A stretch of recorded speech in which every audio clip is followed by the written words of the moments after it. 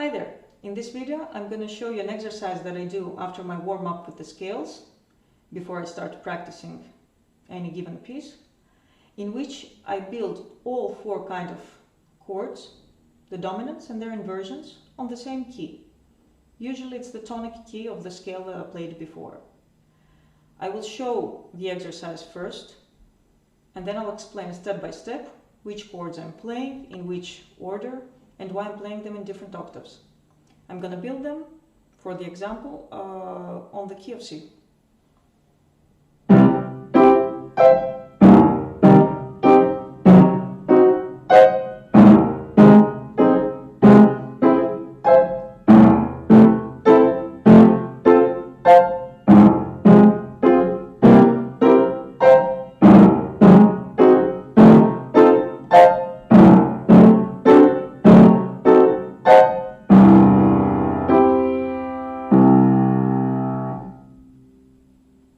This exercise helps us improve our prima vista, strengthens our harmonical and theoretical knowledge on the scores and also on the piano keyboard. Helps us read faster the scores and in a harmonical vertical way, recognize the kind of chords we're playing, their inversions, the tonality, and also helps us predict the next step or chord, especially after dominants, because most of the time the dominant chords are being resolved, are being followed by tonic chords, in what we know as the perfect cadence, in any music style. So let's get started. For this exercise, intermediate to advanced harmony knowledge is needed, and although we won't dive deep into the theoretical explanation of these chords, because we are approaching them as pianists in order to play them fast and efficiently, I will say some of the terminology I'll be using throughout the video and the numeration. In the video description I will attach all of my notes and the scores of the chords. So let's get started. Major, minor, diminished and augmented. All are four basic chords.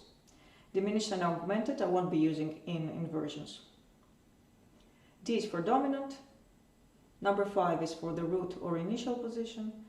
Number 6 is for the first inversion. 6/4 for the second inversion. D7 is our dominant chord with the minor 7th. D6/5 is the first inversion of D7. D4/3 is the second inversion of D7. D2 is the third inversion of D7. And the diminished chord with the diminished 7th or the diminuita. Okay, so now I'm going to play slowly all the exercise with all those 13 chords, and then I'm going to name them and show them on the board at the same time.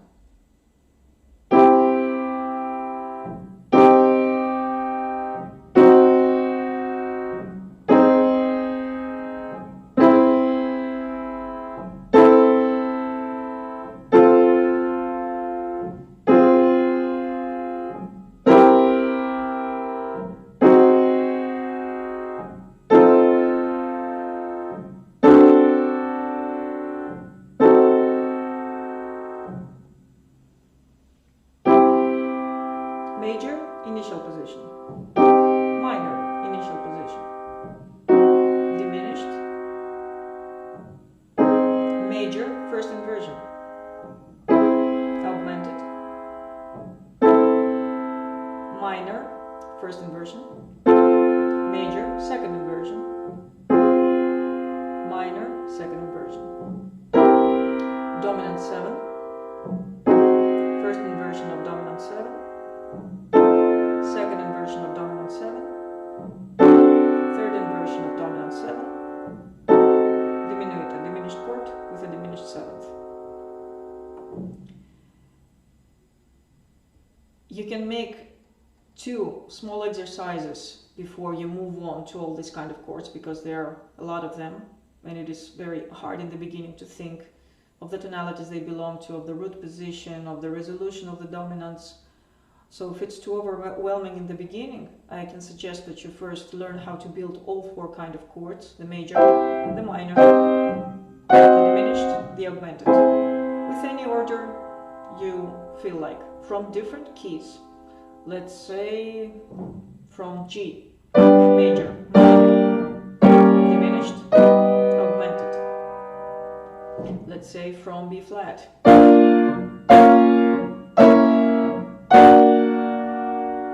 Then move on to the dominants.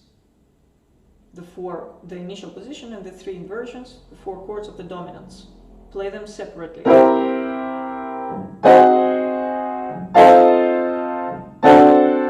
Then on different keys again.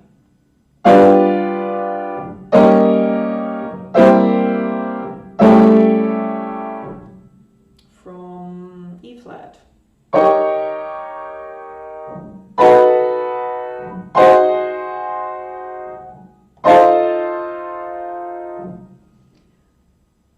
And then start adding the inversions and the different kind of chords. So in this part I'm going to explain them in 2 parts. First these 4 types of chords and then the dominants. In this example I try the order is in such a way that I only have to change 1 key at a time. That's why I didn't put all 4 chords, all 4 type of chords in the beginning, because from the diminished, if I went to the augmented, I would have to change both keys. E flat would become E natural and G flat would become G sharp. So major, minor, changing only the middle key, diminished, changing also the other key, the higher one, and then moving 1 whole step higher, I built the first inversion of a major key. I'm playing this chord, but I'm thinking of my root key, which is A flat, because this chord comes from A flat major. I need to know in which tonality I'm in when I'm playing this chord. I don't just play it blindly and from finger memory. You always have to keep your mind active in thinking what it is that you're playing. Then moving again, the middle key, I create an augmented. This time I don't think of this as an A flat, but as a G sharp, because it's an augmented chord built from the bass, which is always the same, C. This is also very important, the harmonical keys. Now, changing only the higher note, I created the first inversion of a minor chord. Again, I'm playing this, but my mind is thinking this and is saying inside, this is A minor. My root key is A, not C. Now, moving on to the second inversion of major chord. I change the middle key and I again have major chord. Which major chord? F major. So again, I'm playing this, but I'm thinking of and looking at this, F major. To make it minor, easy. F minor. I only change 1 key. I don't think when I'm doing this change, I'm not thinking that I have to move my finger here going downwards half step. No, I'm thinking of F major, F minor, and that's it, because I'm already looking at the initial position. I'm interested in the tonality I'm in. Okay, so now let's move on to the dominants. The dominants, again, you have to think about the root key and how I build them. Major key and a small 7th. I know that the root position is, this is the root chord, so I know that C is the root note. Now, how to build the first inversion from this same key? I'm thinking of a diminished chord, C, E flat, G flat, and on top 1 key, 1 whole step higher. Playing this, I know that my initial chord is this. I'm looking at it, although my hand is here, my eyes and my mind is here. I know that this is my, let's say, my chief, my boss. Now, moving on from the first inversion to the second inversion. I think about either opening this interval half step up, half step down, this stays the same, or I'm thinking about building a second inversion as in small third, going whole step up and a big third, interval of a small third and a big third, all together. In between you have a whole step difference. This is all together the second inversion of a dominant chord. And my root key is F. I'm playing this, but I'm thinking and looking at this. Now, moving on to the third inversion, the last inversion of the dominant. My first key, and one whole step higher, I build a major chord. I know that my root key is D, because this chord comes from this chord. And then the diminuita, only again changing one key, small thirds in a row. No need to invert them because they have a perfect balance between the intervals. Now, again, another trick and something to help you with the prima vista is that most of the time the dominants are being resolved into tonic chords, whether major or minor. Let's say major, to give the example. Again, playing this dominant seventh, I'm not just thinking about my root key, I'm also thinking about its resolution, because most of the time it will be resolved in F major. Now, going on to the first inversion. I'm playing this, but I'm thinking D flat major.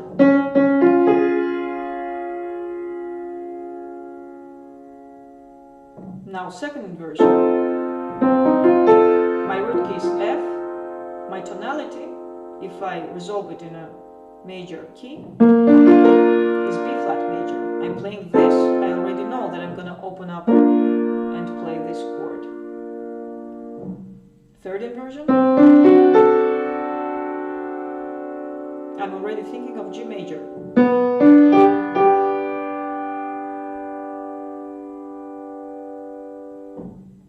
So now I'm going to play both hands, and then I'm going to explain why I changed the octaves when playing in the beginning, the exercise.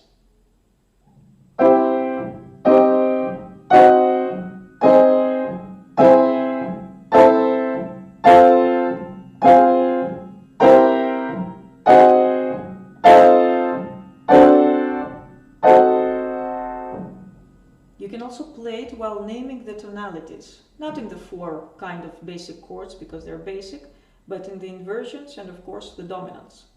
C major, okay, C minor, diminished, A flat major, A minor, F major, F minor, F major, D flat major, B flat major, G major. Diminuita is resolved in many different ways, so no need to give here a name. Or if you want, you can resolve it, whether in a minor, major, whatever you want.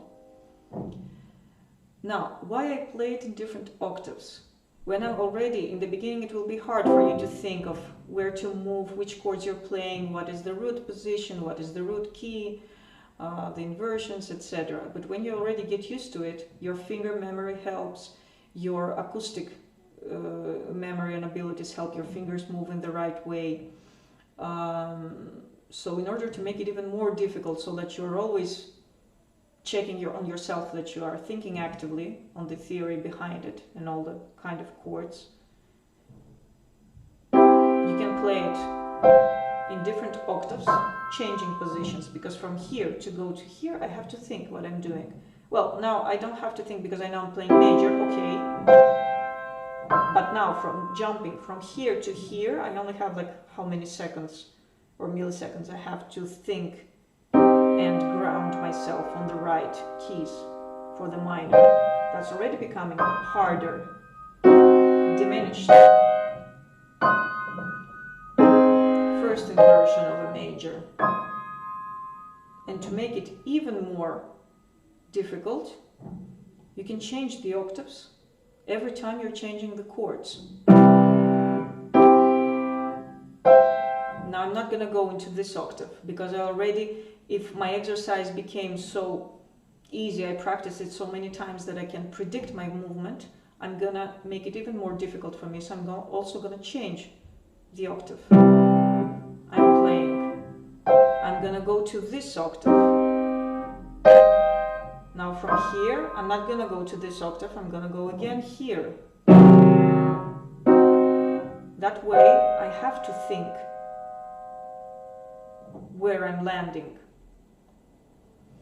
So hopefully this exercise was of use for you and improves your sight reading and also improves your playing chords without having to think which chord you play, how you played it, and just your fingers are landing on the piano keyboard in the correct position on the correct keys.